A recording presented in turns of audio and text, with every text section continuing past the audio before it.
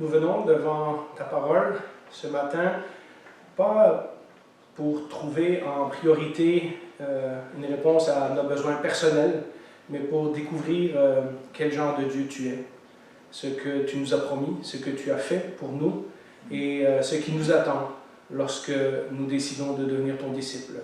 Que cette histoire de Lazare, ce signe miraculeux que tu as accompli, puisse non seulement transformer nos pensées, mais transformer nos vies aussi. Nous te prions ces choses en ton nom. Amen. Si vous vous rappelez, la semaine passée, on a vu la mort de Lazare. Et aujourd'hui, j'ai intitulé « Lazare revient à la vie ». Et c'est de ça qu'on va parler aujourd'hui. En fait, c'est la suite du passage de Jean, chapitre 11, qu'on a étudié la semaine passée. Et comme c'est un long passage et qu'il y a beaucoup de choses à décortiquer dans l'évangile de Jean, eh bien, il faut parfois prendre 2 dimanches pour le faire. Vous vous rappelez un petit peu le contexte, hein? Jésus était dans une autre région parce qu'il ne veut pas se faire arrêter par les autorités juives avant le temps, donc il se tient en dehors de Jérusalem et il reçoit un message que son ami Lazare est malade. Et Marthe et Marie lui demandent de venir en vitesse parce qu'il est malade, donc probablement très malade, et Jésus décide de passer 2 jours de plus sur place. Si Jésus était notre médecin aujourd'hui, on pourrait se poser de sérieuses questions. Hein? Nous apprenons, en fait, et c'est avec ça, ce passage-là qu'on a fini la semaine passée, nous apprenons qu'en fait, quand Jésus est arrivé, ça faisait 4 jours que Lazare était mort. Et il était déjà dans le tombeau. Hein? Si votre médecin vous voyez après 4 jours d'une urgence, hein, si vous étiez 4 jours à l'hôpital avant de voir un médecin, ça paraîtrait pas bien. Hein? Et donc, c'est quand même choquant de trouver cette histoire, et Jésus, on en a parlé la semaine passée, nous surprend encore une fois. Il aurait quand même aussi pu guérir son ami à distance, hein? On n'y a pas parlé la semaine passée, mais il a guéri plusieurs personnes à distance. Le fils du centurion, la fille de la femme phénicienne, lorsqu'il était dans la région de Césarée de Philippe, et on se demande pourquoi Jésus n'intervient pas toujours comme on veut, et on était un peu resté sous cette impression.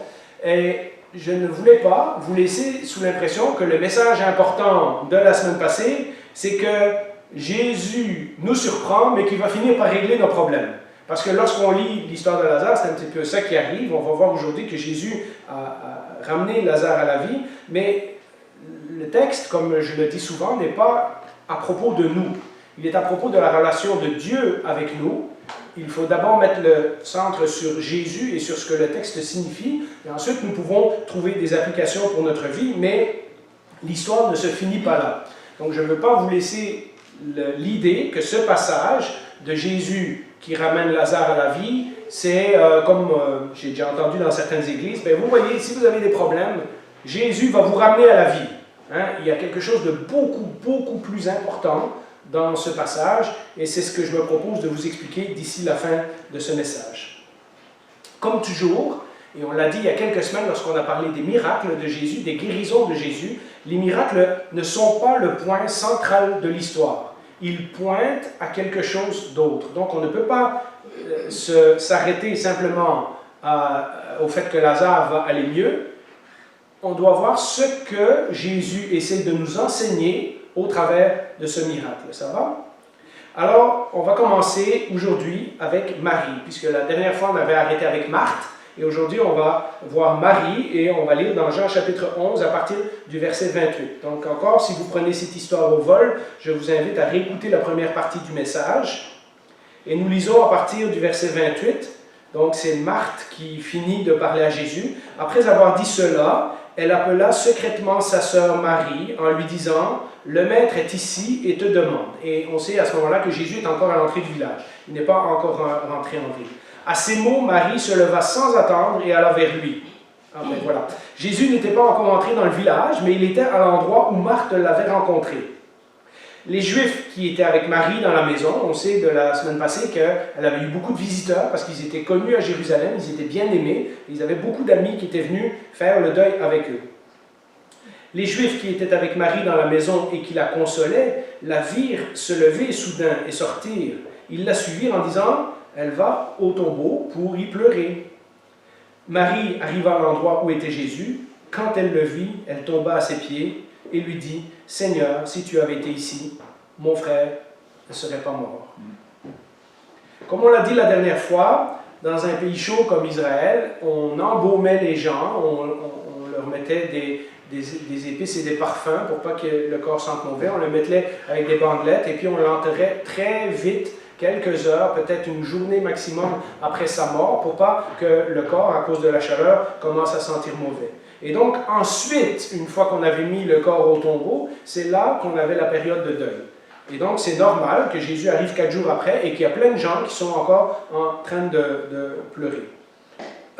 Les 3 premiers jours, c'était la période des lamentations intenses. C'est le moment où les gens ont la permission d'exprimer leur douleur le plus fort possible. Et même souvent, on engageait des gens pour pleurer avec nous, parce que si vous avez déjà été, vous allez au cinéma et puis des fois on pleure à une scène d'un film et puis tout le monde se met à pleurer parce qu'il y a quelqu'un qui pleure. Hein? Mais si vous avez déjà été dans des événements ou peut-être dans des enterrements, vous savez que quand une personne est très émue et qu'elle se met à pleurer devant, eh bien ça communique la douleur aux autres. Hein?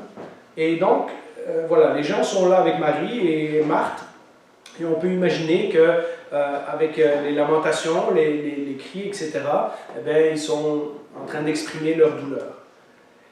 Et puis, après cette période de 3 jours, il y avait une période de 7 jours, donc à peu près une semaine, qui était plutôt une période où on calmait un peu ses émotions et on réfléchissait. On réfléchissait aux souvenirs du passé, on méditait, on pensait à la parole de Dieu et ces choses-là. Et puis, la période de deuil pouvait continuer jusqu'à 20 ou 30 jours encore après ça. Je me demande d'ailleurs parmi nos frères et sœurs africains s'il n'y a pas encore certaines de ces coutumes-là dans les pays où les deuils durent beaucoup plus longtemps que chez nous. Chez nous, c'est vite fait, vite réglé, et puis on n'en parle plus. Mais voilà, dans ces pays-là, c'est une période, il suffit de regarder à la télévision maintenant, avec les funérailles du leader de l'Iran, et vous voyez que ça fait une semaine qu'ils font des funérailles, ils font une longue procession, et puis il y a des milliers de gens, etc. Et donc ça, c'est typique de la période de Jésus. Le village au complet était certainement bouleversé par la mort de Lazare. Ils étaient connus, ils étaient aimés. Et puis, pendant cette période de 20 ou 30 jours qui finissait, c'était le temps où vraiment les gens, la famille, portait les habits de deuil. Et puis, on voyait qu'ils avaient perdu quelqu'un. Et puis, souvent, ils se coiffaient pas, ils se rasaient pas pendant ce temps-là, etc., pour justement montrer qu'ils étaient tristes et accablés, etc.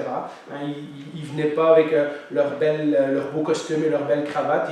Ils restaient dans un état qui démontrait leur deuil, etc. Et quand Jésus arrive, eh bien, il arrive en plein dans la période des pleurs. Il arrive dans les premiers jours après la mort de Lazare. Et alors qu'il est encore à l'entrée du village, cette fois, c'est Marie qui arrive, suivie par les amis. Parce que Marthe est allée rencontrer Jésus et elle dit à Marie, viens voir, le maître est arrivé.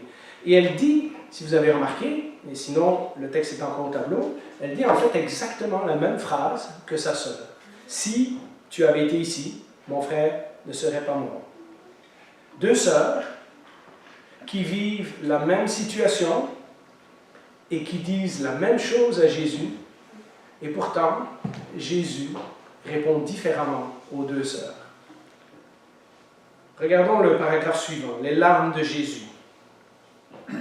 Nous lisons à partir du verset 33, « En la voyant pleurer, elle et les Juifs venus avec elle, Jésus fut profondément indigné et bouleversé. Il dit, « Où l'avez-vous mis » ? « Seigneur, lui répondit-on, viens et tu verras. » Jésus pleura. Les Juifs dirent alors, « Voyez comment il l'aimait. » Et quelques-uns d'entre eux lui dirent, « Lui qui a ouvert les yeux de l'aveugle, ne pouvait-il pas faire aussi en sorte que cet homme ne meure pas ?» Jésus, de nouveau, profondément indigné, se rendit au tombeau. C'est en lisant Tim Keller qui m'a fait remarquer ça, avec Marthe, nous voyons un Jésus qui se montre comme le Fils de Dieu. Si vous repensez au message de la semaine passée, Jésus essaie d'amener Marthe à une certaine réflexion sur qui Jésus est, à une confession de foi, à lui faire confiance. Vous voyez, avec Marthe, Jésus a une approche plutôt théologique, plutôt intellectuelle. Il veut la faire réfléchir à ce qu'elle sait de Jésus et il veut l'amener à la foi et à la confiance en lui. D'ailleurs, l'épisode de la semaine passée se finit avec Marthe qui confesse qu'elle croit que Jésus est le Fils de Dieu et le Messie. Et c'est là que Jésus voulait amener Marthe. Marthe, elle a besoin de comprendre cela pour passer son deuil. Mais avec Marie, nous voyons un Jésus qui n'est pas divin, mais un Jésus qui est totalement humain. Et nous voyons dans cette histoire, comme Jean le montre très bien dans de nombreuses histoires, cette combinaison du Jésus qui est le Fils de Dieu et en même temps du Jésus qui est aussi humain que nous.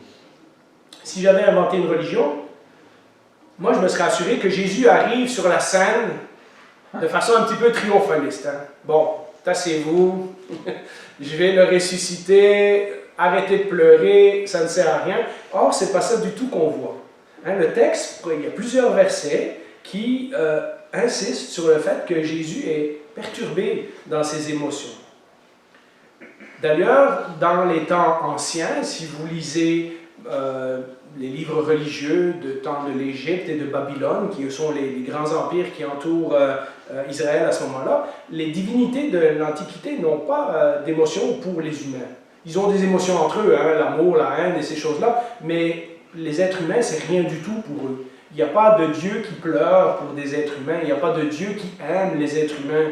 Un Dieu qui a compassion de son peuple, qui est lent à la colère, qui est riche en bonté, etc. Ça, c'est unique au peuple d'Israël. Un Dieu qui s'implique dans sa création, un Dieu qui s'occupe de ses créatures. Ça, c'est unique au judaïsme qu'on trouve dans l'Ancien Testament. Et donc, on ne va pas s'étonner qu'on voit dans Jean, Jésus qui est présenté comme le Fils de Dieu, mais qui est en même temps profondément humain, profondément touché par la peine humaine. La Bible, en fait, et ce récit en particulier, nous présente un Jésus qui, avant de fixer nos problèmes, partage notre peine. Il sait qu'il va faire un miracle, pensez-y. Pourquoi il pleure? Il sait bien pourquoi il est là. Il l'a déjà dit à ses disciples. Non, non, non, il va arriver quelque chose et ça va être pour la gloire de Dieu. Donc Jésus le sait intellectuellement. Et pourtant, il ressent une profonde compassion pour ceux qui sont dans le deuil, pour ses amis qui sont en train de pleurer. Vous savez, on lit souvent ce texte à Pâques ou à d'autres moments dans les mots d'Ésaïe 53, « Homme de douleur, habitué à la souffrance, ce sont nos souffrances qu'il a portées, c'est de nos douleurs qu'il s'est chargé. » Et c'est pour ça qu'Hébreu peut nous le présenter comme celui qui comprend nos faiblesses. Vous vous rappelez ce que dit Hébreu 4.15 et ensuite Hébreu 4.16. « Approchons-nous donc avec assurance du trône de la grâce afin d'obtenir compassion et de trouver grâce pour être secourus au moment opportun. » Et le verset juste avant, il dit « Donc nous n'avons pas un grand prêtre, un représentant qui ne nous comprend pas. Au contraire, il a partagé nos faiblesses, il a été tenté comme nous, mais sans commettre de péché. » Et c'est pour ça aussi que Paul, après, dans le Nouveau Testament, on peut prendre l'enseignement de Jésus et dire et nous inviter à pleurer avec ceux qui pleurent. Et donc, je pense que ce n'est pas le point central de la leçon, mais je trouvais ça important de regarder comment Jésus avait répondu différemment à Marthe et comment il avait répondu différemment à Marie. Nous pouvons apprendre de cette histoire de Jésus, comment approcher les gens, comment approcher les gens qui souffrent. Certains auront besoin des explications et d'autres auront juste besoin qu'on pleure avec eux avant. Et c'est à nous d'apprendre, de prier pour la sagesse et de demander au Seigneur, dans ce cas-là, je fais quoi? D'écouter, de passer du temps avec la personne et de dire, cette personne-là, est-ce qu'elle a besoin de comprendre quelque chose qu'elle n'a pas compris sur la Bible, ou est-ce que cette personne-là a besoin que je fasse juste pleurer avec elle? Et donc, nous pouvons apprendre de Jésus dans cette histoire. Jésus pleura, vous savez, vous avez sûrement entendu des messages avant sur ça. C'est un verset qu'on cite souvent pour montrer les émotions de Jésus. On dit aussi c'est le plus court verset de la Bible et vous avez entendu tout ça. Et là, je viens de parler de Jésus qui pleure et je viens de vous montrer comment Jésus démontre son côté pleinement humain, comment Jésus peut nous comprendre, comment lorsque nous prions par exemple les psaumes, nous pouvons dire les psaumes et nous pouvons dire ce que David a ressenti au Seigneur et que le Seigneur le comprend. Hein, les psaumes, ce n'est pas une formule magique. Le Seigneur Jésus a vécu sur la terre dans un corps humain. Il comprend nos douleurs et nos faiblesses. Et ça, c'est Jésus pleurant. Mais avez-vous remarqué que dans ce texte, il y a deux autres émotions. Et c'est là qu'on va regarder l'autre réaction de Jésus que souvent on confond avec les pleurs. Et lorsqu'on lit le texte, on a l'impression que toute la réaction de Jésus mène aux pleurs. Mais si on regarde attentivement, il y a deux autres émotions qui sont mentionnées dans le texte. Jésus fut indigné et Jésus fut bouleversé. Et lorsqu'on les lit dans le mot ancien, on se rend compte que ça n'a rien du tout à voir avec les pleurs. C'est une autre réaction, c'est une autre émotion. Le premier mot, on le retrouve d'ailleurs, c'est pour ça que quand je vous ai mis l'extrait du texte, je vous ai mis jusqu'au verset 38, de nouveau, Jésus indigné se rendit au tombeau. Le mot indigné qui est là, on le retrouve deux fois, mais en fait on le retrouve 4-5 fois dans le Nouveau Testament et ça veut dire fâché ou choqué. C'est plusieurs fois qu'on voit ce mot-là dans le Nouveau Testament. À chaque fois qu'il est utilisé, il décrit une profonde réaction intérieure. D'ailleurs, dans l'histoire de la femme qui a versé le parfum sur la tête de Jésus, c'est le même mot. Les gens sont indignés de ce que la femme a dépensé tant d'argent pour Jésus. Et on va en parler dans quelques semaines. Ou quand, par exemple, vous voyez, Jésus leur dit sévèrement de ne pas en parler à quelqu'un. C'est le même genre de mot. C'est un petit peu fâché, un petit peu en colère, un petit peu comme ça. Jésus n'est pas indigné après ses amis. Il n'est pas indigné parce que Marc ne lui a pas fait confiance, ou parce que Marie n'a pas compris qu'il est le Messie, ou parce que les gens pleurent. C'est pas du tout ça. Jésus n'est même pas fâché après la foule. Jésus, je crois, est profondément indigné par la mort. Et vous allez voir où le texte s'en va après. Enfin, toute cette histoire, c'est la confrontation de Jésus avec la mort, qui est notre dernier ennemi. Jésus est profondément indigné parce qu'il voit ce que la mort a comme effet sur des gens qui sont proches de lui. Il voit toute la douleur et toute la souffrance que la mort provoque chez ses amis. Et Jésus sait, pensez-y, on est quelques semaines avant l'arrestation de Jésus, Jésus sait que la mort de Lazare préfigure sa propre mort. Et c'est tout ça que Jésus est en train de voir dans cet événement, dans cette histoire qui se passe là. Jésus sait très bien que dans quelque temps, il va devoir livrer le plus dur combat de sa vie, il va devoir affronter la mort. Il y a ici un Jésus qui est bouleversé, non pas parce que ses amis pleurent, mais qui est bouleversé, indigné, parce qu'il s'en va au combat. Comme un soldat qui dit « cette fois-ci c'est assez » et qui met son armure et qui s'en va affronter l'adversaire. Jésus se met en colère contre son dernier ennemi. Tout de suite après, d'ailleurs, on le voit au verset 38, Jésus de nouveau indigné, il décide qu'il va au tombeau. Là, il s'en va régler la situation tout de suite. Pourtant, il a pris 4 jours pour arriver jusque-là. Et puis, il n'a pas répondu à Marc tout de suite, il n'a pas répondu à Marie tout de suite, et puis tout à coup, là, à ce moment-là, il y a quelque chose qui se déclenche en Jésus, et il s'en va faire ce qu'il était venu pour faire. Vous savez, Jésus sait que ce miracle est en train de mettre en marche une série d'événements, et on va en parler dans les prochaines semaines, qui vont conduire à sa propre crucifixion. C'est ça, c'est l'événement déclencheur qui va faire que les Juifs vont absolument vouloir le tuer. Lazare va être ramené à la vie, mais ça va coûter la vie de Jésus. Vous voyez ce que Jean est en train de nous montrer là, c'est la bonne nouvelle. Un va vivre, mais ça va coûter la vie de Jésus. Ça, c'est la bonne nouvelle. La seconde expression qu'on lit, c'est que Jésus a été bouleversé, ou ça, c'est le mot agité.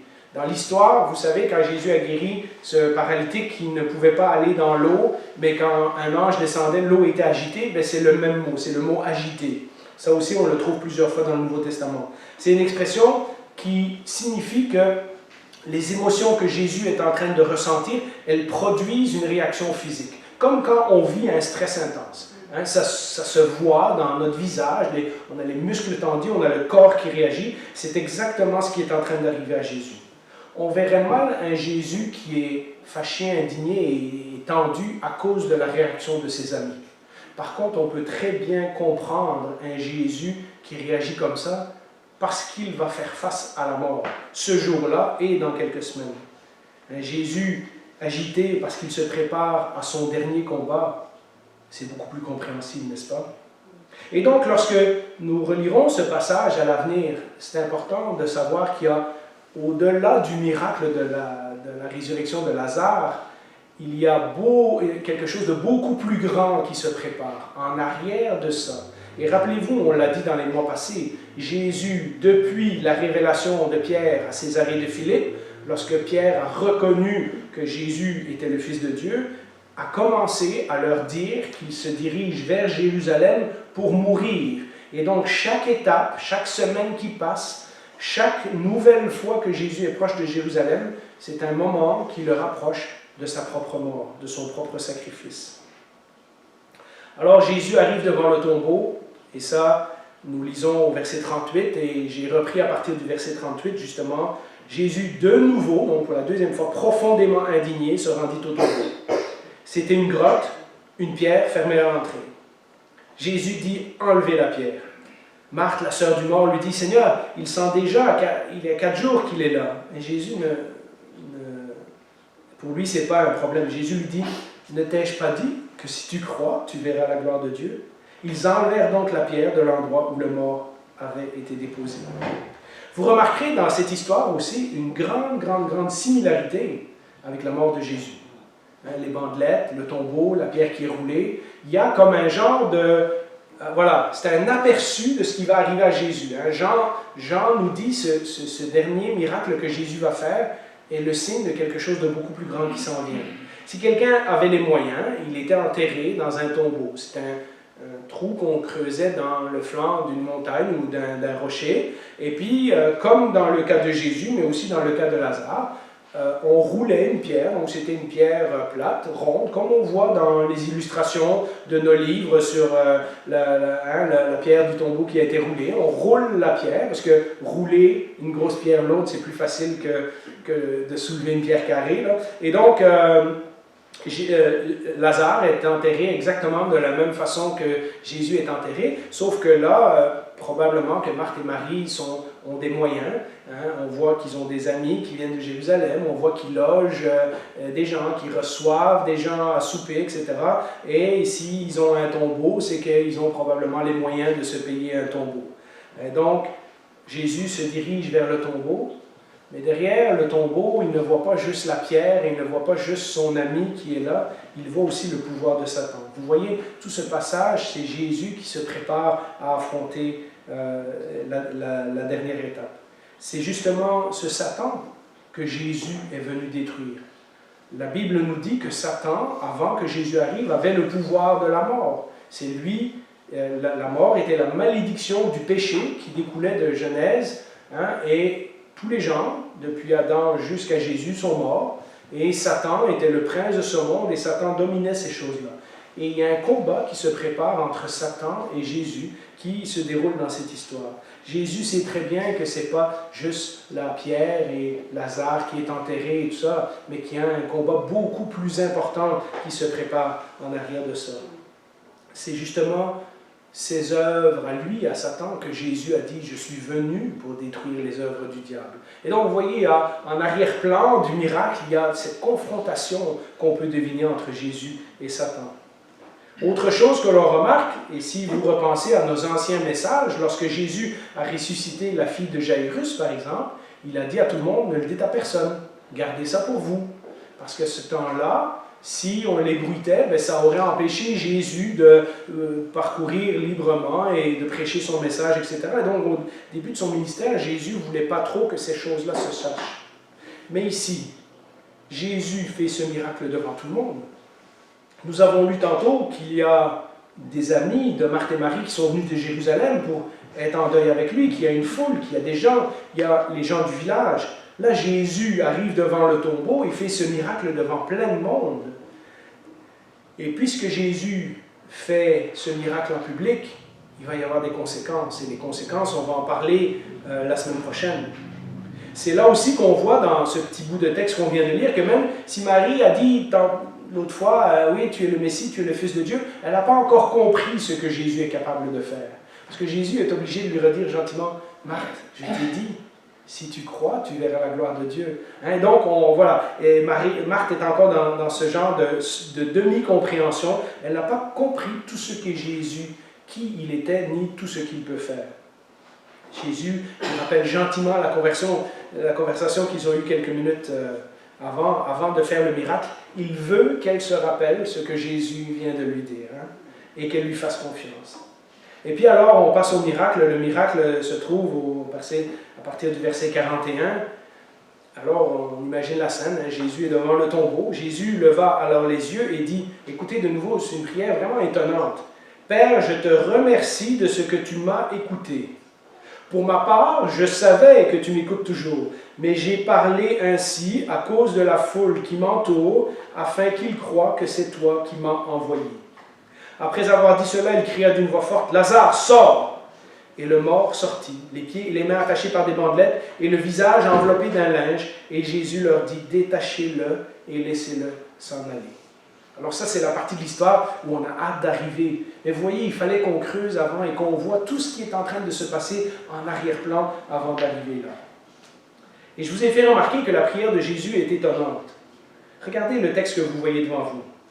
Il ne demande pas à Dieu, « Donne-moi la force de faire un miracle. Hein? Donne-moi le pouvoir de ressusciter Lazare. » Il ne dit pas, « Merci parce que tu vas m'écouter. » Qu'est-ce qu'il dit? Il dit, « Merci de ce que tu m'as écouté. Hein? De ce que tu m'as déjà écouté. » Passé composé, c'est un temps qui est déjà fini. Et il précise qu'il dit ça à voix haute pour que les gens qui sont autour de lui comprennent ce qui est en train de se passer. Hein? Et quand Jésus a prié pour Lazare, eh bien, vous vous rappelez, la dernière fois, je vous ai dit que Jésus avait pris 2 jours de plus et qu'il l'avait fait pour une raison en particulier. Eh bien, quand je relis l'histoire, le seul moment où je vois que Jésus a pu passer du temps à prier pour Lazare, c'est ces 2 jours qu'il a pris pour arriver plus tard. C'est le moment où Jésus a pris du temps avec son Père et a commencé à prier pour tout ce qui allait se passer. Jésus sait le plan du Seigneur. Il a dit à ses disciples, quand ils lui disent « On ne va pas aller à Jérusalem, tu vas te faire tuer. » Jésus leur dit « Non, non, non, c'est encore le jour. La nuit s'en vient bientôt. Mais là, si on marche en plein jour, c'est-à-dire la volonté de Dieu n'arrivera pas avant le temps déterminé. » Mais Jésus a quand même pris 2 jours et le texte ne nous dit pas ce que Jésus faisait. Mais de savoir ce que Jésus a fait de nombreuses fois auparavant, les évangiles nous ont dit à de nombreuses reprises que Jésus se levait le matin, que Jésus allait sur la montagne pour prier, que les disciples le cherchaient et Jésus priait. Hein, dans le désert, il priait, dans la tentation, il priait. Voilà. C'était le moment où Jésus priait pour ce plan qui est en train de se mettre en marche. Parce que je vous rappelle, la résurrection de Lazare va déclencher tout le reste et va mener à la mort de Jésus. Jésus ne faisait rien sans être en parfait accord avec son Père. Et on le voit dans l'évangile de Jean en particulier. Comme à d'autres reprises, Jésus a besoin, avant que la chose se produise, de prendre du temps avec son Père pour discerner la volonté du Père. C'est vraiment dans l'évangile de Jean, je vous ai mis quelques versets. Dans Jean 5, 19, Jésus avait dit, en vérité, je vous le dis, le Fils ne peut rien faire de lui-même, sinon ce qu'il voit le Père accomplir. Tout ce que le Père fait, le Fils aussi le fait pareillement. Et puis dans Jean 5,30, un peu plus loin, il dit « Je ne peux rien faire de moi-même. Je juge d'après ce que j'entends et mon jugement est juste parce que je ne cherche pas à faire ma volonté, mais celle du Père qui m'a envoyé. » Vous voyez, tout ça, ce n'est pas Jésus qui a décidé d'aller là, puis oh, ben, mon ami est mort, je vais le ressusciter. Là. Tout ça fait partie du plan de Dieu. Tout ça fait partie de la volonté de son Père. Tout ça fait partie de ce 3 ans ou 3 ans et demi de ministère qui a été mis en branle à Nazareth et qui va se terminer sur la croix à Jérusalem.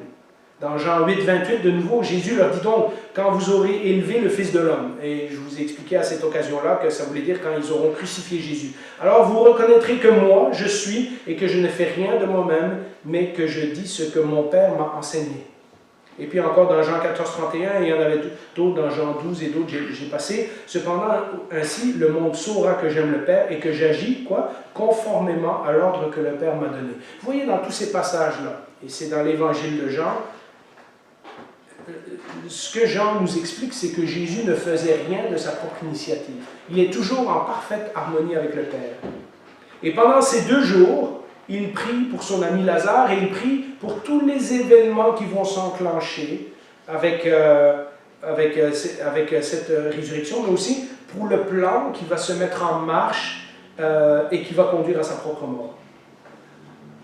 Ce sera son plus grand miracle, mais aussi le moment culminant de sa mission. De tous les miracles que Jésus a fait, ressusciter quelqu'un qui est mort depuis 4 jours, c'est la chose la plus extraordinaire qu'il a faite. Mais c'est aussi le miracle qui va le conduire à la croix. On ne peut pas s'empêcher de faire le lien dans toute cette histoire. Hein. Vous vous rappelez au début l'avertissement des disciples? Non, non, on ne va pas à Jérusalem, hein, tu vas mourir. Et Jésus dit non, pas tout de suite. Mais en fait, il sait que dans quelques semaines, oui, c'est ce qui va lui arriver. Et la décision de Jésus d'aller quand même ramener son ami à la vie, etc., avec les conséquences que ça aura, le message est clair pour l'apôtre Jean, la vie de Lazare sera en échange de la mort de Jésus.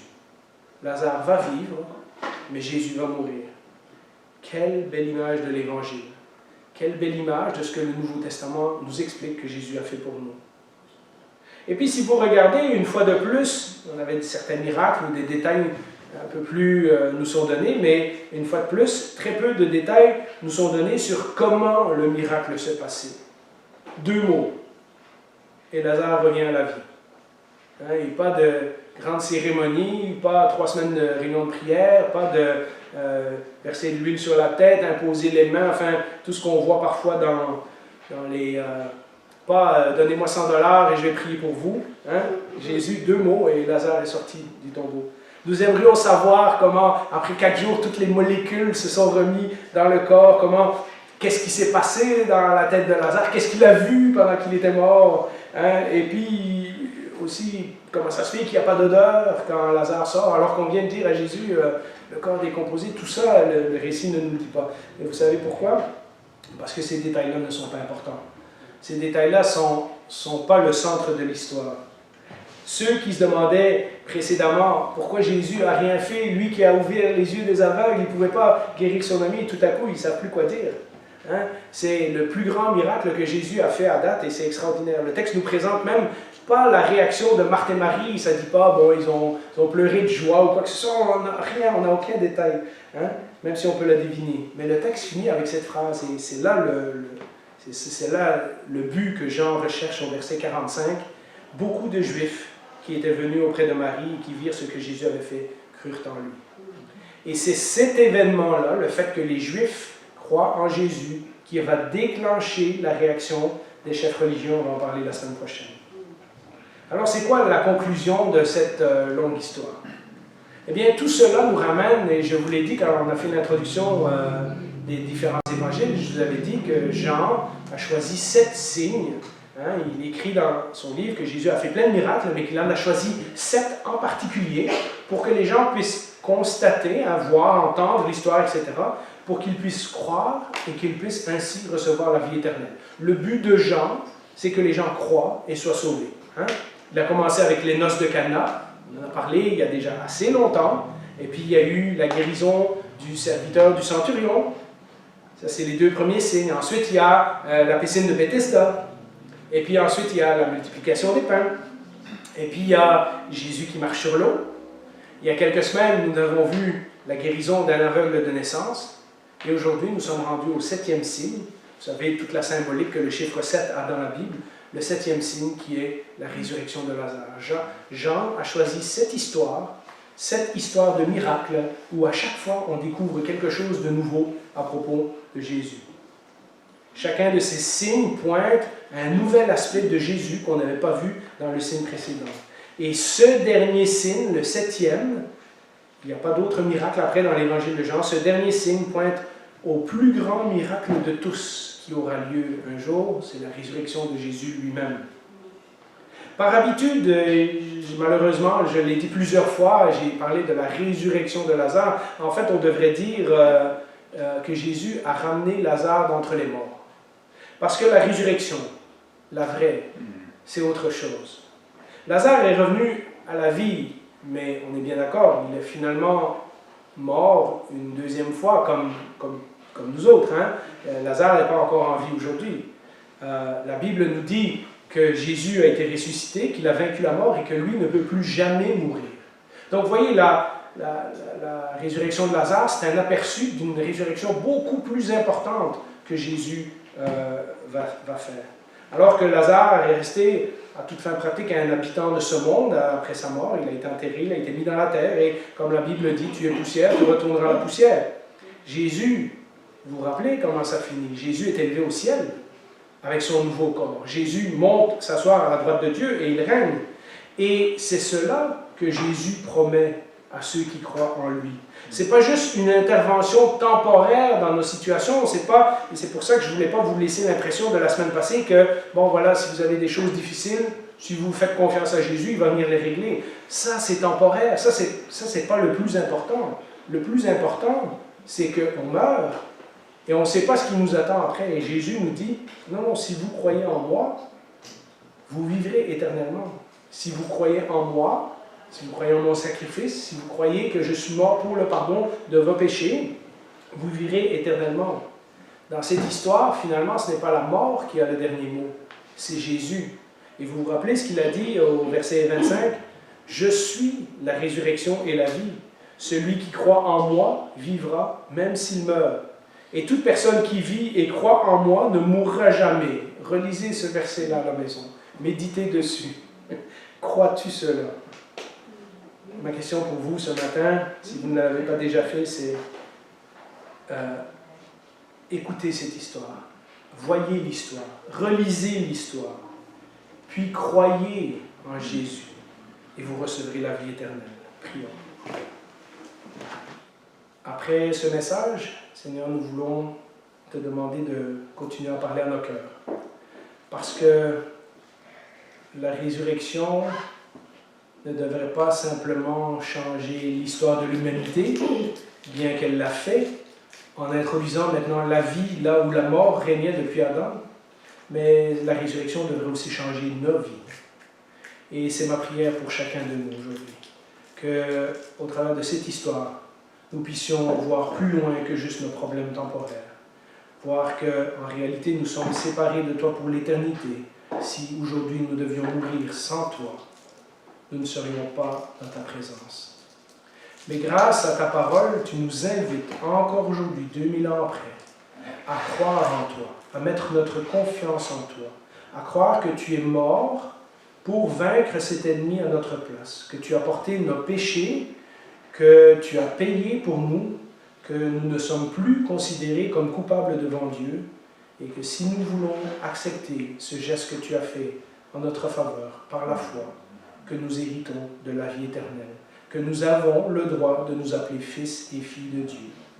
Bien Seigneur, c'est ma prière pour chacun de nous, pour ceux d'entre nous qui ont déjà fait cette étape, que nous puissions être profondément encouragés par ce message, dans les difficultés de la vie, dans nos soucis, que nous puissions constamment nous rappeler la puissance de la résurrection et ce qui nous attend plus tard. Et pour ceux qui n'ont pas fait cette étape, Seigneur, qu'ils puissent aujourd'hui dans leur cœur décider que je ne peux plus attendre, c'est le moment de le faire. Agis par ton Saint-Esprit, transforme les vies, transforme les cœurs. Au nom de Jésus, nous te prions. Amen. Amen.